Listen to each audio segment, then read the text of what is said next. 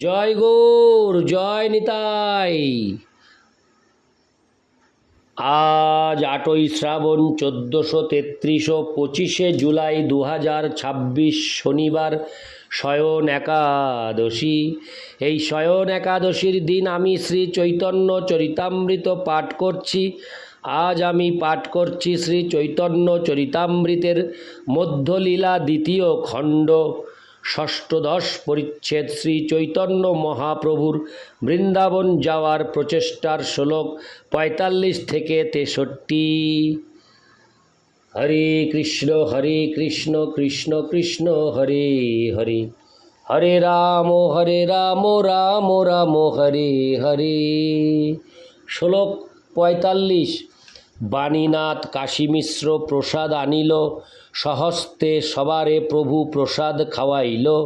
শ্লোকার্থ: বাণীনাথ রায় এবং কাশী মিশ্র প্রচুর পরিমাণে শ্রী জগন্নাথ দেবের প্রসাদ নিয়ে এলেন এবং শ্রী চৈতন্য মহাপ্রভু স্বহস্তে পরিবেশন করে তাদের সকলকে প্রসাদ খাওয়ালেন। ইতি। শ্লোক 45। শ্লোক 46। পূর্ব বৎসরে যার যেই বাসস্থান, তাহা সবা পাঠাঙ্গা করাইল বিশ্রাম। শ্লোকার্থ: আগের বছর যেই বাসায় অবস্থান করেছিলেন সেই স্থানে তাদের পাঠিয়ে বিশ্রাম করালেন। ইতি। শ্লোক 46। শ্লোক 47। এই মত ভক্তগণ রহিলা 4 মাস, প্রভুর সহিত করে কীর্তন বিলাস। শ্লোকার্থ: এইভাবে ভক্তরা সেখানে 4 মাস রইলেন এবং শ্রীচৈতন্য মহাপ্রভুর সঙ্গে মহামন্ত্র কীর্তন করার আনন্দ উপভোগ করলেন। ইতি। শ্লোক 47। শ্লোক 48। পূর্ববৎ রথযাত্রা কাল যবে আইল, সবালঙ্গা গুন্ডিচা মন্দির প্রক্ষালিল।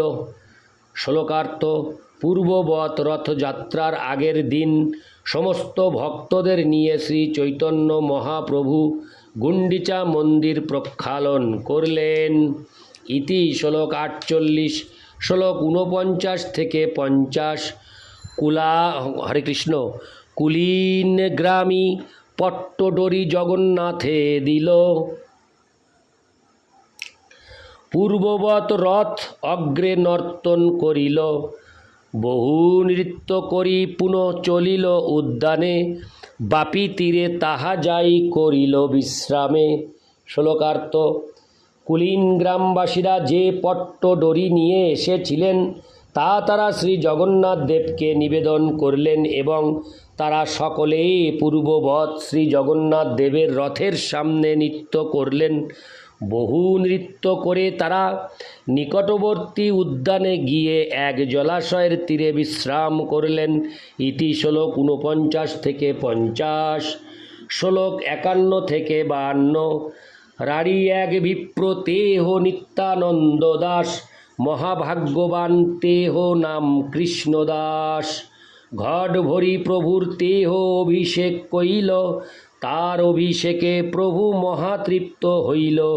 শ্লোকার্থ: কৃষ্ণদাস নামক রাঢ় দেশীয় এক মহাভাগ্যবান বিপ্র, যিনি ছিলেন শ্রীমন্নিত্যানন্দ প্রভুর সেবক, ঘটে জল ভরে সেখানে শ্রীচৈতন্য মহাপ্রভুর অভিষেক করলেন এবং তার অভিষেকে শ্রী চৈতন্য মহাপ্রভু অত্যন্ত তৃপ্ত হলেন। ইতি। শ্লোক 51 থেকে 52। শ্লোক 53। বলগণ্ডী ভোগের বহু প্রসাদ আইল, সবা সঙ্গে মহাপ্রভু প্রসাদ খাইল। শ্লোকার্থ: বলগণ্ডীতে শ্রী জগন্নাথ দেবকে যে ভোগ নিবেদন করা হয়েছিল, শ্রী চৈতন্য মহাপ্রভু সকলকে নিয়ে সেই প্রসাদ খেলেন। তাৎপর্য: মধ্যলীলায় 13:193 বলগণ্ডীর বর্ণনা করা হয়েছে। ইতি। শ্লোক 53। শ্লোক 54। পূর্ববৎ রথযাত্রা কইল দর্শন, হেরা পঞ্চমী যাত্রা দেখে লঙ্গা ভক্তগণ।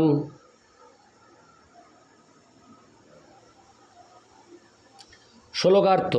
শ্রী চৈতন্য মহাপ্রভু পূর্ববৎ রথযাত্রা দর্শন করলেন এবং ভক্তদের সঙ্গে নিয়ে হেরা পঞ্চমী যাত্রা দর্শন করলেন। ইতি শ্লোক 54। শ্লোক 55। আচার্য গোসাঙ্গী প্রভুর কইল নিমন্ত্রণ, তার মধ্যে কইল জইছে ঝড় বরিশন। শ্লোকার্থ। অদ্বৈত আচার্য প্রভু মহাপ্রভুকে একদিন নিমন্ত্রণ করলেন এবং তখন সেই ঘটনাকে কেন্দ্র করে প্রচণ্ড ঝড় এবং বৃষ্টি হয়েছিল। ইতি শ্লোক 55। শ্লোক 56।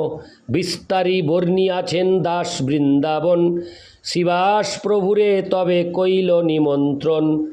শ্লোকার্থ। সেই ঘটনা শ্রীল বৃন্দাবন দাস ঠাকুর বিস্তারিতভাবে বর্ণনা করেছেন। তারপর একদিন শিবাস ঠাকুর শ্রী চৈতন্য মহাপ্রভুকে নিমন্ত্রণ করলেন। তাৎপর্য: শ্রী চৈতন্য ভাগবতে অন্তলীলা অষ্টম পরিচ্ছেদ বর্ণনা করা হয়েছে। একদিন শ্রী অদ্বৈত আচার্য প্রভু শ্রী চৈতন্য মহাপ্রভুকে নিমন্ত্রণ করে মনে করলেন, যদি অন্য কোনো সন্ন্যাসী প্রভুর সঙ্গে না আসেন তবে প্রভুকে ভালো করে খাওয়াবো। অন্যান্য সমস্ত সন্ন্যাসীরা মধ্যাহ্ন ক্রিয়ার সময় বাইরে গিয়েছিলেন। এমন সময় ঝড় বৃষ্টি হওয়ায় তারা আসতে না পারায় শ্রী চৈতন্য মহাপ্রভু একলা এসে শ্রী অদ্বৈত আচার্যের অন্ন ব্যঞ্জন ভোজন করেছিলেন। ইতি শ্লোক 56। শ্লোক 57। প্রভুর প্রিয় ব্যঞ্জন সব রান্ধেন মালিনী, ভক্তে দাসী অভিমান স্নেহেতে জননী। শ্লোকার্থ। শিবাস ঠাকুরের পত্নী মালিনী দেবী শ্রী চৈতন্য মহাপ্রভুর প্রিয় সমস্ত ব্যঞ্জন রন্ধন করেছিলেন।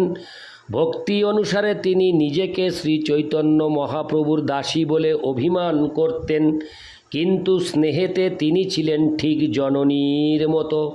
ইতি শ্লোক 57। শ্লোক 58। আচার্যরত্ন আদি যত মুখ্য ভক্তগণ মধ্যে মধ্যে প্রভুরে করেন নিমন্ত্রণ। শ্লোকার্থ। চন্দ্রশেখর আচার্যরত্ন প্রমুখ সমস্ত মুখ্য ভক্তরা মাঝে মাঝে শ্রী চৈতন্য মহাপ্রভুকে নিমন্ত্রণ করতেন। ইতি শ্লোক 58। শ্লোক 59। চাতুর্মাস্য অন্তে পুনঃ নিত্যানন্দে লঙ্গা, কিবা যুক্তি করে নিত্য নিভৃতে বসিয়া। শ্লোকার্থ।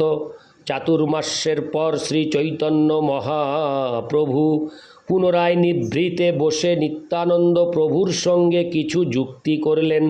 ইতি শ্লোক 59। শ্লোক 60।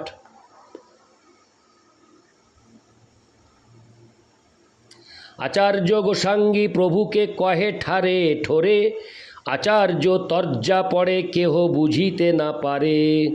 শ্লোকার্থ। তারপর শ্রী অদ্বৈত আচার্য শ্রী চৈতন্য মহাপ্রভুকে ইঙ্গিতে কিছু বলেন এবং একটি তর্জা পড়েন, যার অর্থ কেউ বুঝতে পারে না। ইতি শ্লোক 60। শ্লোক 61।